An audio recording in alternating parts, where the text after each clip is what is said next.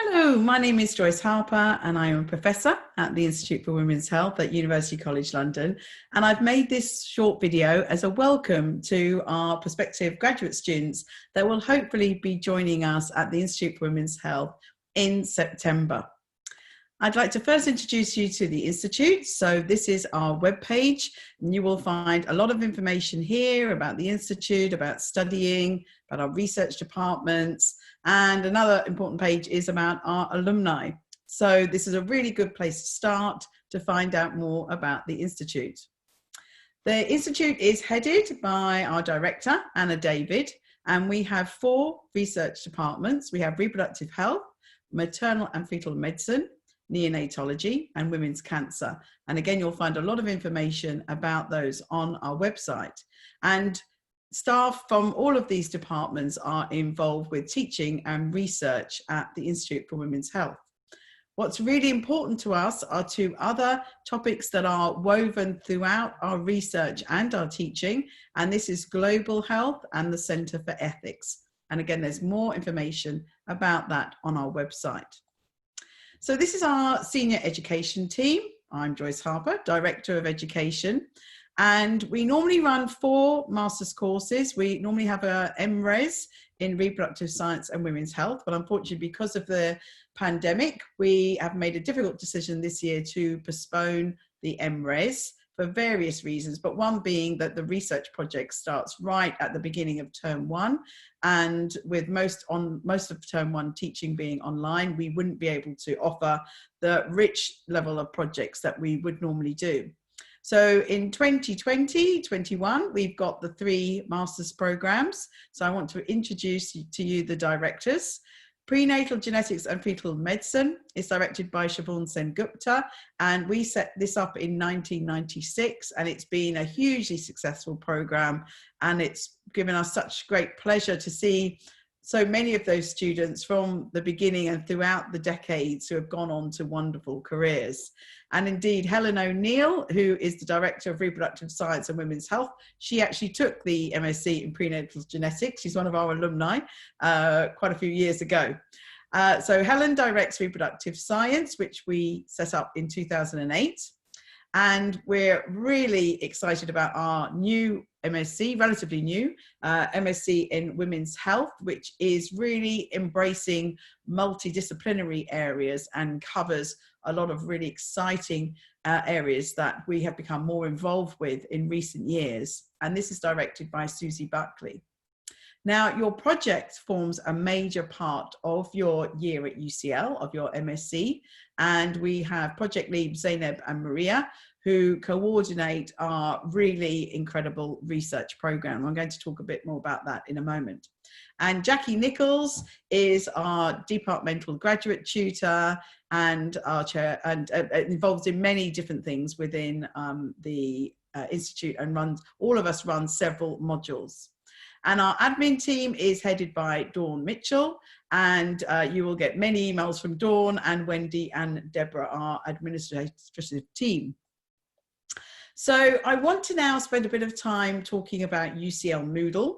So those that have offers will be invited to join our Facebook group, but if you accept your offer, you'll be invited to join our UCL Graduate Taught Programs welcome page. And I'm just going to go through this and explain to you some of the information that is on there.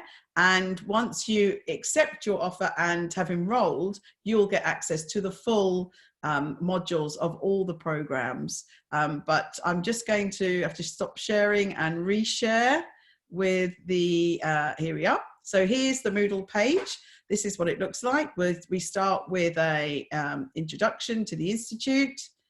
Then we have practicalities before you arrive. So whether you're online or in London, you will have some key information there provided by UCL. Then we have tasks before you arrive. We have a fun self-assessment which explores your existing knowledge. It's just a fun quiz that you can do. We don't look at the results. It's just something that you might want to take to see what your knowledge is like before you come. It's really key to us when you're here that you really get to know each other as well as getting to know us.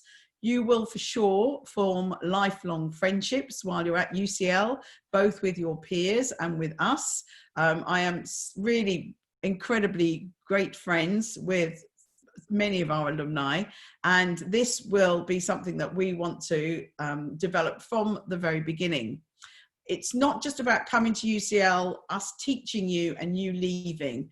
We want to hear throughout the course about your views on things, what you think, what your peers think. There's a lot of two-way discussion in how we teach, and we start at the very beginning with getting to know each other. So those of you that are already on Facebook, we are inviting you to put a paragraph about yourself. There may be someone else who is from your area or from your country or has a similar interest to you. So it's a bit of information about your journey so far and your hobbies. And then when you arrive, we will develop this even further. And what's really exciting in our introduction week, one of the highlights for us is the icebreaker session. And I'm going to talk to you more about that when I go through the timetables. So that's the task before you arrive. Then your program when you arrive, there's again lots of information on this Moodle page, but I'm just going to pick a few key topics. So this is a really important document. This is the module dates. So for reproductive science and prenatal, there are 8 compulsory modules there. We've asked students in the past whether they want to have optional modules, but people have enjoyed having the structure of the 8 compulsory modules. So you can see what we do in term 1, 2, and 3, and the project dates here for everybody. And how all of our modules run from the Institute is they run in 3-week blocks. So you'll do each module for 3 weeks, and then you'll have an assessment at some point, which is all outlined here.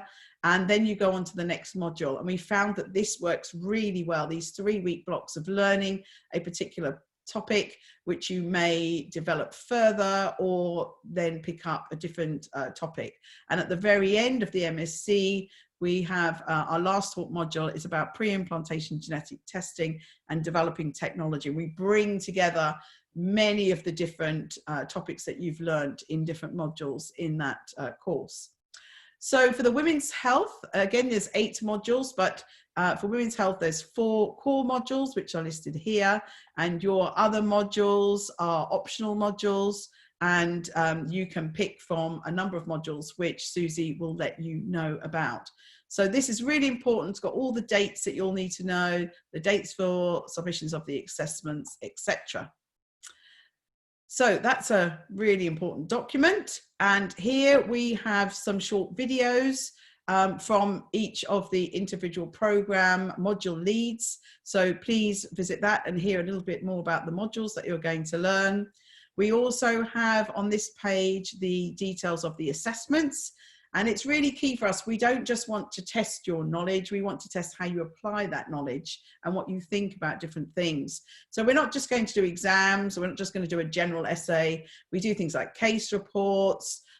We do reviews of papers, all sorts of things to make the assessments really applicable and interesting to your future careers.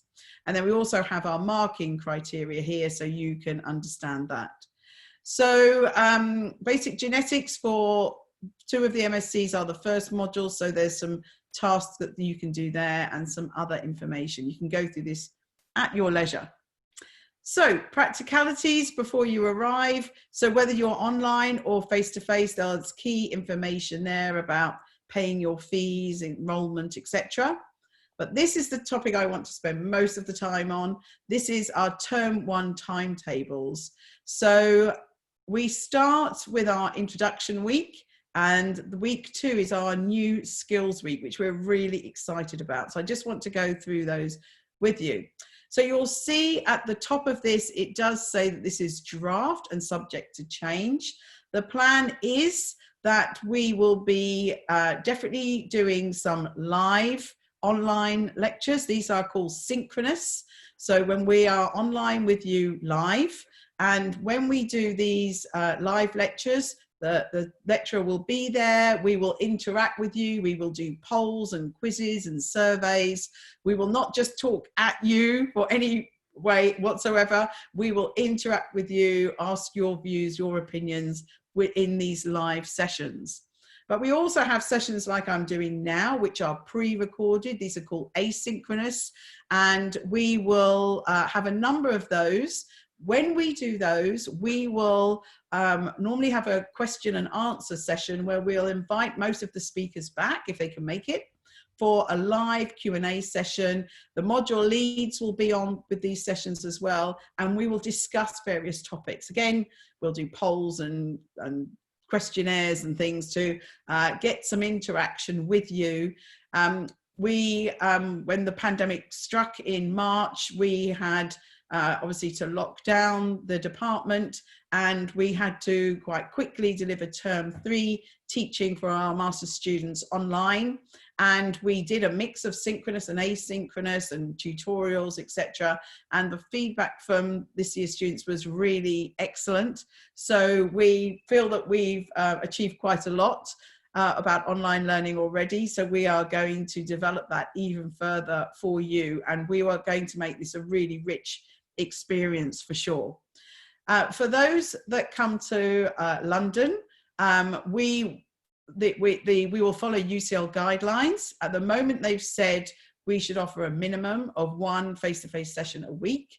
We will go with whatever UCL recommends. Things could change either way by September, October. So we will absolutely go with the recommendations. But if we do have some, hopefully we will be having face-to-face sessions. And it's thought at the moment that some of these live sessions here, for those that are in London, will actually do those face-to-face. So almost all the sessions will be recorded. So those people online, do not worry, that things will be recorded. There is some discussions now about some of the ethical discussions, but we will make allocation of different ways of doing those so that we can still offer some online teaching. So every base will be covered. We feel very confident if you're working totally online or if you're coming into London, we will offer you a really wonderful teaching experience. So on the 28th of September, we start with getting to know you, where your program leads and your peers from your course will be together and will get to know each other, why you wanted to come on this course, what you want to do in the future, etc., etc. So we will have a rich morning there getting to know each other. And then on Monday afternoon, we are going to introduce you to peer groups, and we've been running this very successfully for quite a few years now, and we will allocate you into a peer group. This is your small team that you will work with throughout the year. So for example, many of the modules have learning activities, or they have formative assessments where you might need to work together to make a seminar presentation, which you then present to the class. You may have to research a topic that you bring back for discussion within the class. So there's many different activities throughout the year that you'll work in your peer groups. You might want to read each other's essays. We are going to try to make you groups that are where you're mixing with people that might be different to you. So for example, a medic and a scientist and a social scientist might be together within one peer group. So we have found that this works really well, and this is your team. It's teaching you about teamwork, teaching you about leadership. It's a really good way for you to learn during the year. So on Tuesday the 29th, there will be an introduction from the faculty. We're in the Faculty of Population Health Sciences, and there will be a session there. And then we've asked the key members of staff from the Institute to make a series of short videos introducing each department and various other aspects of the department. And then we will have our live Q&A just before lunch on that day to meet some of these key staff face-to-face and to ask them any questions that you have. On Tuesday afternoon, I will do a live session where I'm covering quite a diverse group of topics. I'm going to start with networking. I want you from the first week to understand the importance of networking and how you can get the most out of getting to know your peers and your tutors during your year with us at UCL. Again, I'll talk about leadership, really important. I'm going to come on to the academic reps in a moment. I'm going to talk about your personal profiles, especially regarding social media, and I'll come back to social media at the end. And then I'm going to do a short introduction to presentation skills. And this is because on Friday, you will be giving your first presentation, and I'll tell you about that in a moment. Wednesday's your research day. Have a breath, take in what you've learned in the first couple of days, get used to Moodle, get used to all of these things. On Thursday, the 1st of October, we've got 2 sections. First of all, we're going to talk about the Institute for Women's Health and the UCL community. You're not just part of an institute, you're part of a faculty, you're part of the School of Life and Medical Sciences, and you're part of UCL. So we have a selection of pre-recorded talks illustrating the Institute for Women's Health connection and collaboration with the wider UCL community. And then later in that day, probably in the afternoon, we're going to start talking about careers, and I'll show you in a moment. We run a really comprehensive careers program because we feel it's absolutely essential for you to learn about careers. And I get amazed how many emails I get from people that have done other courses in other universities asking me for careers advice. It should be in your department, and we work at helping you with that. So Friday the 2nd is our favorite day. It is the icebreaker sessions. So this is where you give a short talk about any topic, but not science, not medicine, nothing to do with your program that you're learning here at UCL or anything you've been taught in a university in previous years. This is about you, something you're passionate about. And this is such an amazing icebreaker. So topics we've had in the past have been things like your hobbies. So we've had deep sea diving, we've had jumping out of planes, we've had maybe favorite cooking, what's cooking, something that people really love to cook. We've had karate, we've had dancing, we've had all sorts of wonderful hobbies that we learn about. And someone on the course might have the same hobby as you, and you can start to share information about that. You might talk about your country, you might talk about your gap year, you might talk about an amazing trip that you went on. So it's totally up to you. You will talk about this, but the aim of this is twofold. One, for you to break the ice, stand up, talk to your peers and us about yourself. And because it's something you're passionate about, it's normally quite easy and relaxing for you to do. But secondly, we do want you to make some slides. So this is why I'll be talking to you about that on Tuesday. We want you to get used to making PowerPoint.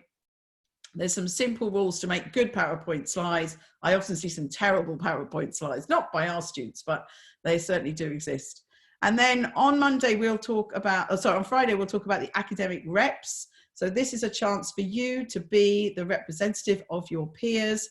We need at least one from each of the MSc programs, and UCL run training for the academic reps. And it's really great to put on your CV that you did this and that you attend some education meetings and that you were the lead, the academic lead for your peers. So that's the draft program for week 1. Just get back to Moodle. Now, the Skills Week, really excited about the Skills Week. This is mainly about your projects, but it is a little bit wider than this. So on the first morning, we're going to talk about how you should learn and what to expect from us and vice versa. So the program directors are going to talk to you more about your peer groups. We normally have a very rich program of observation days, which is obviously not possible in term 1. We hope we can resurrect these in term 2. We're going to explain to you about your personal tutors. So your personal tutor is allocated to you. Each tutor normally has about 2 to 3 tutees, and I'll explain what they do in a little bit more when I talk about Wednesday. Now, on Monday afternoon, we have a series of pre-recorded talks about understanding research. So these are not the sorts of projects you'll be able to do because they're huge projects that take years, such as randomized controlled trials. They take many, many years. but it's important for you to understand the bigger picture of how research is done, because you will be reading papers about these types of research, and you need to understand what is a randomized controlled trial, what is a cohort study. So this is going to be a really exciting introduction to research as a whole, to get you to start thinking in a research way. Then on Tuesday the 6th, we have a day thinking about your particular project. What can you realistically do in 3 months? And so Zainab and Maria are going to do an introduction about the different types of projects. And then we've got videos giving you more information about each type of project. So often when, especially the scientists arrive, they think, oh, I need to do a lab project. And we certainly offer lab projects, but that's not the only type of project. And that's one of the smallest group of projects that our students do. There is also clinical projects. There are also narrative reviews. There are also surveys that we do a lot of surveys. They're really good to do in the short time that you have to do your project. And we do more qualitative research as well, such as interviews. So it's up to you to choose your project, obviously, but we are going to help you understand the different types of projects. There are 2 key things with the projects. You need to have a research question that you want to try to answer, and you need to gather together data. So people often come and they say, oh, what about a library project? So a library project is just like a big essay. We do narrative reviews, but in a narrative review, you're collecting data by looking at different papers and analyzing the data from different papers. So those are the 2 key things about our projects, and Maria and Zainab will lead the discussions around that. And this year we're offering something really exciting that we've never done before. We are asking this year's students to make a short video, some not everyone, some select students, to make a short video talking about their project that they did this academic year. So they give, you will all give at the end of your project a long talk about how your project went and everything, all your results and discussion, etc. So these will just be short, few-minute videos from the students telling us about their projects. Then Zainab and Maria and the team will be leading a discussion, a live discussion about everything that you've learned on that day. On Wednesday the 7th, a break from projects, you're going to meet your personal tutors. So if you're online, they'll be online. Hopefully, if those that are in can come to London, hopefully some of these will be face-to-face, but we can't guarantee anything at the moment.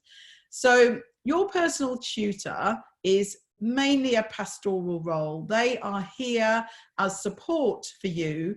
The first meeting is everyone together so that you can all discuss what the personal tutor does and what you all want from this. And then your following meetings will be one-to-one, and you can contact your personal tutor at any time. There should be at least 1 or 2 meetings per term, but it's really normally led by the students to let us know when they want to meet.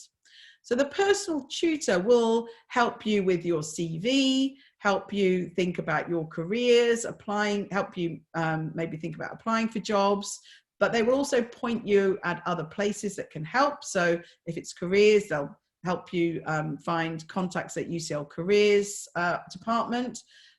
They will help you with any personal issues you have. Maybe you're not feeling well, or you have problems with where you're living or whatever. So your personal tutors to help, again, often to guide you to other places that can help. They will monitor how you're doing, what your grades are like. Are you having any problems?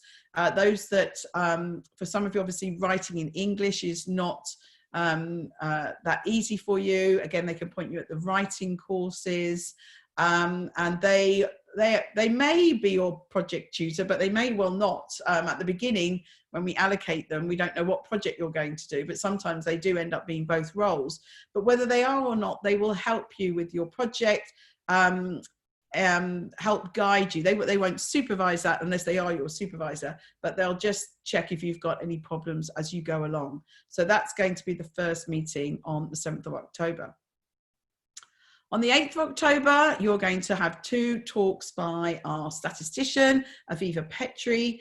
Now, Some projects do not involve statistics. So for example, the qualitative projects, many do, but whether you do a project that's involving statistics or not, you are going to read papers where they have done statistics. So you need to have that basic understanding of statistics.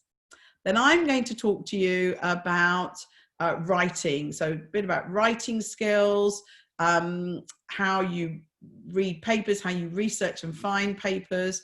Something that's really important is plagiarism. So we use a software called Turnitin, and this will pick up if you've copied any sentences or paragraphs from other texts. So it's really important for us to explain to you how you rewrite something in your own words.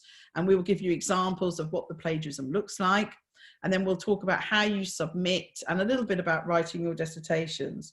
And we will have some support as well from the library. They also provide some information on this, which will back up what we've said. And then finally, on Friday, the 3MT is the 3-minute thesis.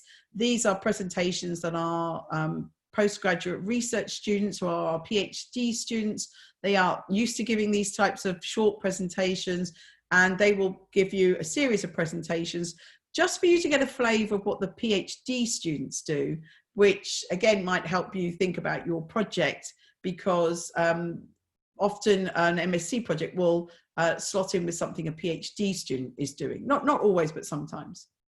Then we're going to have deciding on your project. We are letting the project supervisors pitch a video of their projects that they're offering. So this will help you, again, think about projects. So we've provided many different avenues during this Skills Week to help you think about the project you want to do.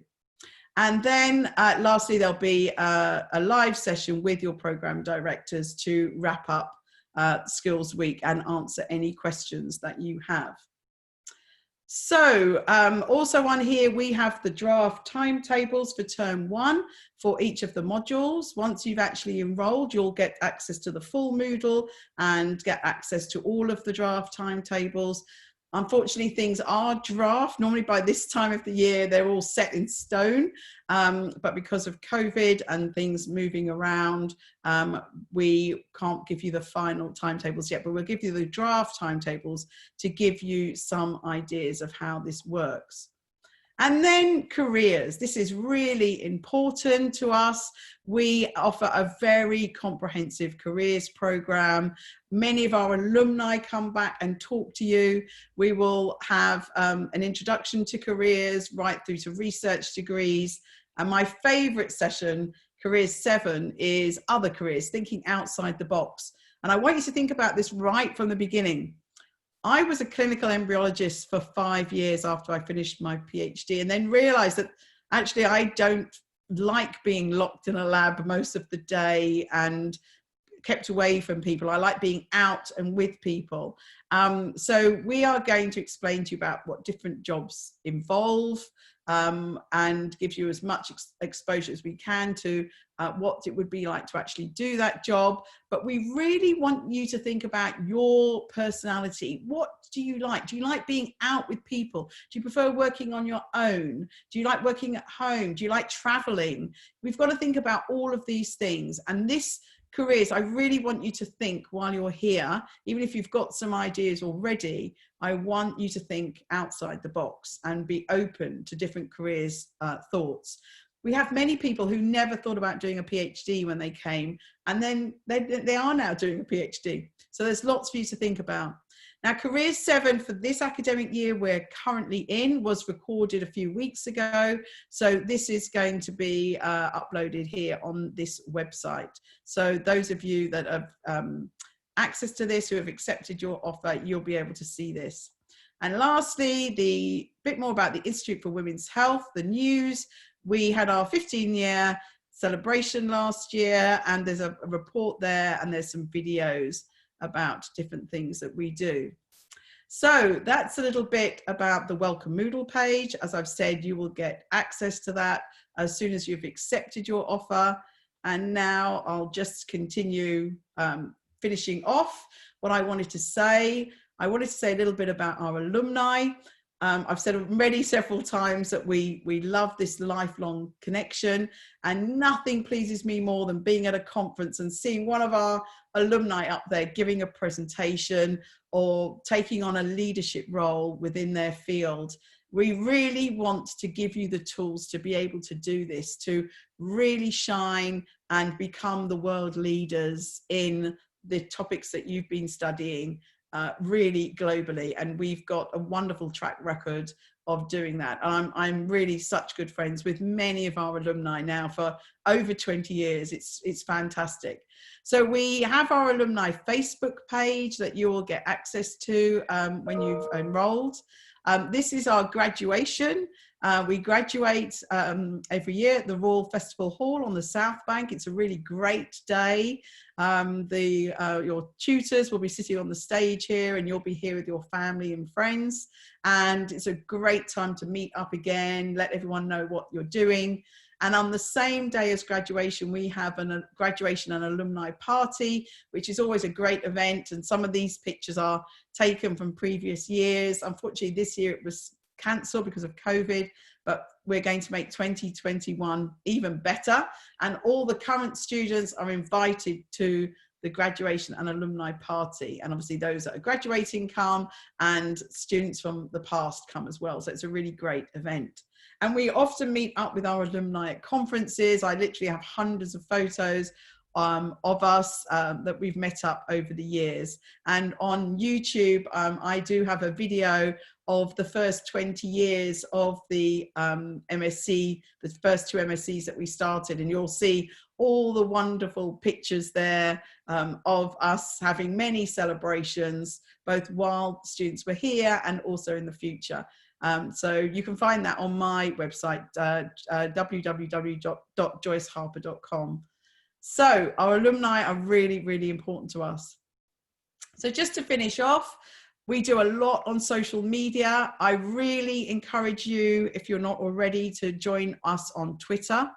Twitter is a wonderful platform to hear not just from us, but to hear from the world leaders and other students around the world who are interested in these topics.